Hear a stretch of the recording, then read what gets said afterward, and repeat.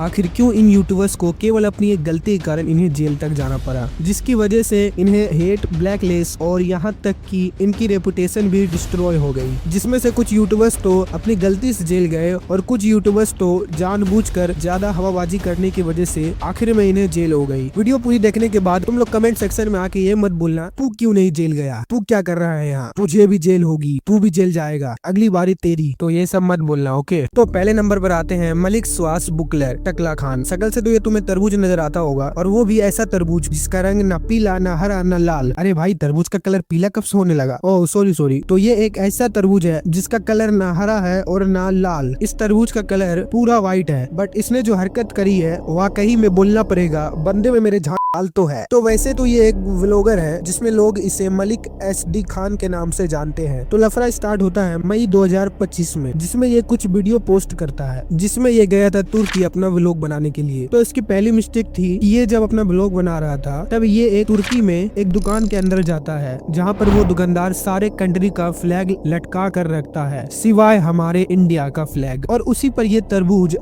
स्वास बुकलर उस दुकानदार को गंदे गालियां देने लगता है, और वो भी माँ बहन वाला। हिंदुस्तान का झंडा किधर है? हिंदुस्तान किधर है? I think there is this. Where is the Indian flag? No Indian flag. Indian flag for you. आपने देखा उसने कैसे उसने वो इंडिया का सुन के कैसे मुंह बना लिया माँ के बहन को। मैं वो हिंदुस्तान का जल के ना एकदम जल गया वो बहन का, ताकि मैं उसकी बहन को लेकर जा रहा हूँ रोजा। और इस सड़े हुए तरबूज को लगा कि वहाँ के लोगों को इसकी लैंग्वेज समझ में नहीं आएगी, लेकिन गलती कर दिया लाला, क्योंकि जब इस वीडियो को ट्रांसलेट किया गया तो वहाँ के लोगों को समझ में आ गया। लेकिन विवाद तो तब बढ़ गया जब ये लोग अपना व्लॉग बनाते बनाते एक लड़की को माल आइटम्स वाली डर्टी कमेंट्स करने लगता है। कमाल का देख रहे हो ना यार आप, कमाल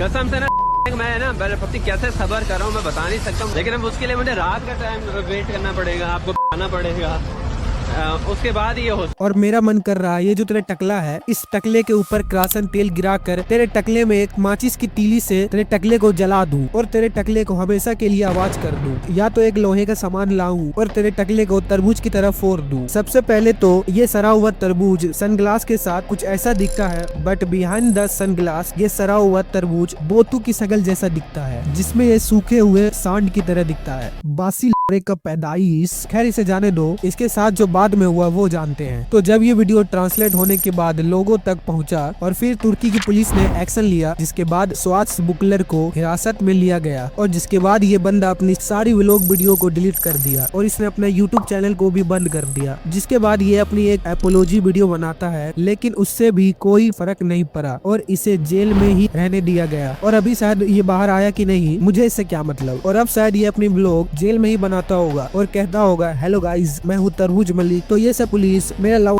लगाने वाले हैं। भाई तू, अरे मैं अपनी बात नहीं कर रहा हूँ, इस सड़े हुए तरबूज की बात कर रहा हूँ। लेकिन दूसरे नंबर पे जो यूट्यूबर है वो अभी तक जेल में ही है और शायद कभी जेल से बाहर नहीं आएगा। तो ये है ज्योति मल्होत्रा, जो कि एक ट्रैवल व्लॉगर है। वैसे इसको एक पाकिस्तानी स्पाई भी बोला जाता है, क्योंकि ये हर जगह ट्रैवल की है, जैसे अलग अलग कंट्री में। तो ये एक दिन ट्रैवल करते करते पाकिस्तान पहुँच गई, जहाँ इसने काफी समय पाकिस्तान में बिताया। जिसके बाद इसकी दोस्ती हो जाती है एक दानिश नाम के आदमी से, जहां इसकी उस आदमी से काफी गहरी दोस्ती हो जाती है। और जब ये लड़की पाकिस्तान से वापस इंडिया आ गई तो तब पर भी इसकी रिलेशनशिप दानिश के साथ लगी रही। लेकिन जब ये दूसरी बार पाकिस्तान गई तो इस बार दानिश ने ज्योति मल्होत्रा को पाकिस्तानी एजेंट से मिलवाया, और फिर क्या ये एक पाकिस्तानी स्पाई बन गई और इंडिया का सारा न्यूज और इन्फॉर्मेशन पाकिस्तान में पहुँचाना स्टार्ट कर दिया और जासूसगिरी करने लगी। जब पहलगाम में अटैक हुआ था, और सोचो यार उस टाइम माहौल कितना गर्म था दोनों देशों के बीच। बस सवाल ये है कि आखिर ये पकड़ी कैसे गई। तो होता यूँ है कि 23 मार्च को पाकिस्तान में एक दिवस मनाया जाता है, और यही सेम दिवस सेम डेट में दिल्ली में सेलिब्रेट किया जा रहा था, जिसमें उस दिवस में बड़े बड़े अलग अलग देशों से ऑफिसर को बुलाया जाता है। और उसी दिवस में ज्योति मल्होत्रा भी गई थी, जिसमें एक आदमी जिसका नाम था एहसानो रहीम, जिसमें ये आदमी ज्योति मल्होत्रा का स्वागत करता है और ज्योति मल्होत्रा को उन सारे एजेंट से मिलवाता है। लेकिन यहाँ पर से भी ज्योति मल्होत्रा पकड़ी नहीं गई और किसी किसी को पता भी नहीं चला, क्योंकि इसके मेन पॉइंट तो लोग तब पकड़ते हैं जब पहलगाम अटैक में रिसर्च करना स्टार्ट होता है और उसी में ज्योति मल्होत्रा का नाम दिखता है। और फिर क्या, ज्योति मल्होत्रा को अरेस्ट किया गया और उसके बाद इसका सारा सामान जैसे इसका लैपटॉप और इसके फोन को जब्त किया जाता है। फिर बाद में जब इसका लैपटॉप और इसके फोन को पूरा चेक किया जाता है तो इसमें एक ऐसी बात पता चलती है जिसमें ये कोई ऐसी वैसी स्पाई नहीं बल्कि एक बहुत बड़ी स्पाई होती है, क्योंकि जब इसका लैपटॉप और फोन सही तरीके से चेक किया गया तो इसमें पता चलता है कि ये पाकिस्तानी के IAS से मिली हुई थी और छोटे से बड़ा इन्फॉर्मेशन इंडिया का पाकिस्तान तक पहुंचा रही थी। और इतना सब कुछ होने के बाद मई 2025 में इसे जेल हो गई और ये अभी जेल में ही है, क्योंकि जब ये न्यूज पूरे इंडिया में फैल गई, इंडियन पीपल ने इन्हें सपोर्ट तो नहीं बल्कि उल्टा और लोगों ने इसे ये बोला इसे जेल में ही सरने दो, जिसके बाद अदालत ने इसे रिहा नहीं किया। और ज्योति मल्होत्रा के पेरेंट्स का कहना था कि ज्योति मल्होत्रा को फंसाया जा रहा है। ये सारे हमारे ना डॉक्यूमेंट्स ले गए, इनको कोई प्रूफ मिला, कोई सबूत मिला? कुछ भी नहीं मिला। एक सुई पर का भी सबूत नहीं मिला इनको। ये कैसे कह रहे हैं वो LCD ले गए, उसका फोन ले गए, सब कुछ ले गए, तो उसमें कुछ मिला भी है?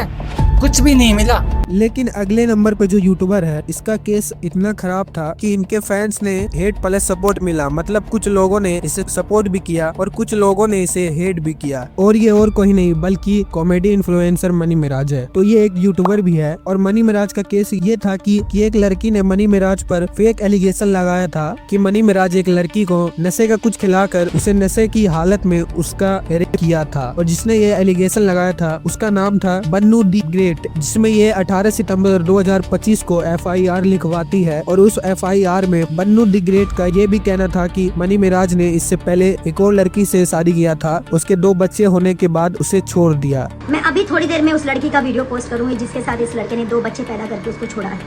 इसको सजा होनी चाहिए, मुझे इसके अलावा और कुछ भी नहीं चाहिए। और जीते जी ये लड़का किसी और से शादी ना कर सके। और इतना सब कुछ होने के बाद 4 अक्टूबर 2025 को पुलिस गाजियाबाद से मनी मिराज को अरेस्ट कर लेती है, जिसमें अरेस्ट होने के बाद एक ACP का कुछ ऐसा बयान आता है। ऑनलाइन कंटेंट बनाने वाले व्यक्ति मनी मिराज पर दुष्कर्म तथा कतिपय आरोपों के संबंध में एक तहरीर दी गई थी।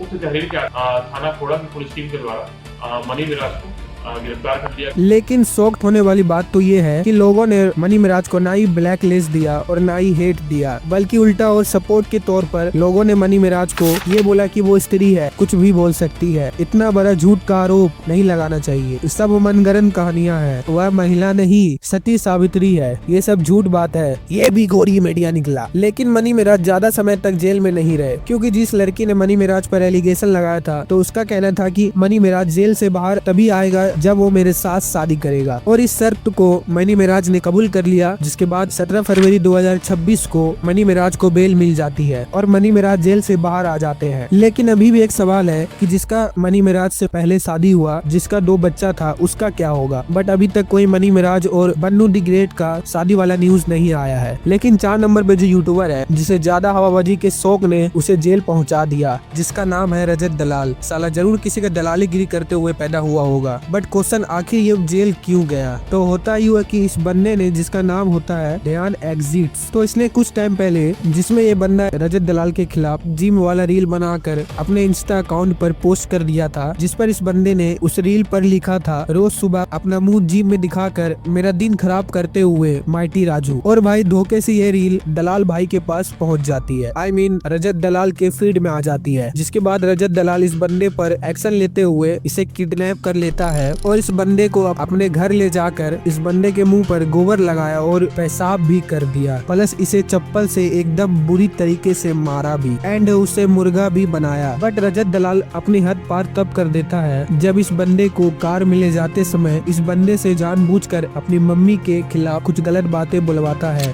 रजत दलाल मेरे पापा है और मस्ती मस्ती में मैंने अपनी माँ ली। लेकिन रजत दलाल ने ये नहीं सोचा कि ऐसा करने से मैं अपना दबदबा बना लूंगा। रजत गैंगस्टर, अरे मेरा लाऊ का गैंगस्टर।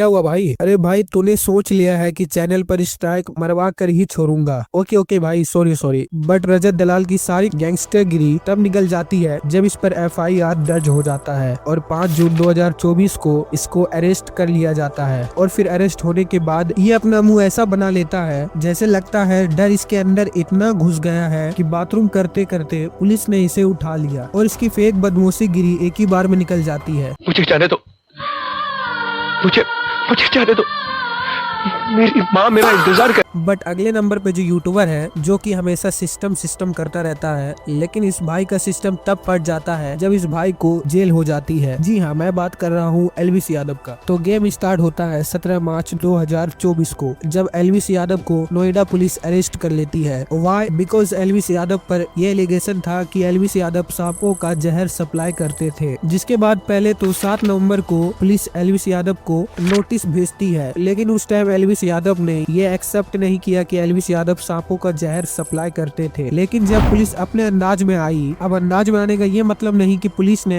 एलविस यादव को मारा और पीटा। आई मीन ये है कि 17 मार्च 2024 को एलविस यादव को अरेस्ट कर लेती है, तब जाके एलविस यादव ये एक्सेप्ट करते हैं कि वो सांपों का जहर सप्लाई करते हैं। हालांकि ये केस बहुत क्रिटिकल केस है जिसमें अपराधी को जल्दी बेल नहीं मिलती है। और फिर इतना सब कुछ होने के बाद एलविस यादव को कोर्ट में पेश किया जाता है, जिसके बाद एलविस यादव लुक्सर जेल भेजा जाता है। लेकिन इधर एक केस खत्म नहीं होता, उधर फिर एक केस एलविस यादव पर लादा जाता है, max train versus Elvis Yadav वाला। तो तुम्हें शायद पता होगा कि कुछ टाइम पहले मैक्स ट्रेन और एलविस यादव में मारपीट हुआ था, जिसमें गुरुग्राम की पुलिस एलविस यादव का इंतजार कर रही थी कि कब एलविस यादव जेल से बाहर आए और मैं उसे फिर से पकड़कर जेल में डाल दूं। मतलब यार, बंदे की फील्डिंग आते समय भी सेट है और जाते समय भी सेट है। लेकिन शॉकिंग चीज तो ये है, जहां एलविस यादव के फैंस को सपोर्ट करना चाहिए, वहीं लोग एलविस यादव को बैकलेस के साथ ट्रोल कर रहे थे। लाइक जैसे हमला ऑन द कमेंट सेक्शन, ये तो सिस्टम हैंग हो गया, कहाँ गए तेरे सिस्टम, सही है छपरी को अंदर कर दिया। गुड न्यूज, एलविस यादव को उम्र कैद होनी चाहिए। बट एलविस यादव ज्यादा टाइम जेल में नहीं रहे, क्योंकि 22 मार्च को दोनों केस से एलविस यादव को बेल मिल गई। बट अभी भी एलविस यादव सुकून से अपनी लाइफ नहीं जी रहे हैं, बिकॉज एलविस यादव को डर था कि कहीं ये केस दोबारा न खुल जाए। लेकिन 20 मार्च 2026 को सुप्रीम कोर्ट ने ये केस को पूरा क्लोज कर दिया, जिसके बाद एलविस यादव ने भी अपने चैनल पर वीडियो अपलोड करके कुछ ऐसा बोला। सांप का जहर बेचने वाला, आज सुप्रीम कोर्ट क्लीन चिट दे दी कि भाई मेरा कोई इन्वॉल्वमेंट नहीं था, मेरा कोई लेना देना नहीं है सांप वापों से, और मेरी FIR क्वैश कर दी कि भाई एलविस भाई का कोई इन्वॉल्वमेंट नहीं है। मैं स्टार्टिंग से बोलता रहा भाई मेरा कोई लेना देना नहीं इन सब चीजों। भाई मतलब बंदा पहले बोलता है कि मैं सांपों का जहर सप्लाई करता हूँ, फिर बाद में बोलता है कि मैं सांपों का जहर सप्लाई नहीं करता। मतलब यार वो अलग ही लेवल का बंदा था। जिसके बाद मेरी भी वीडियो खत्म हो जाती है। और यहाँ तक आ गए हो तो चैनल को कर दो सब्सक्राइब ऐसे ही और खतरनाक कंटेंट के लिए।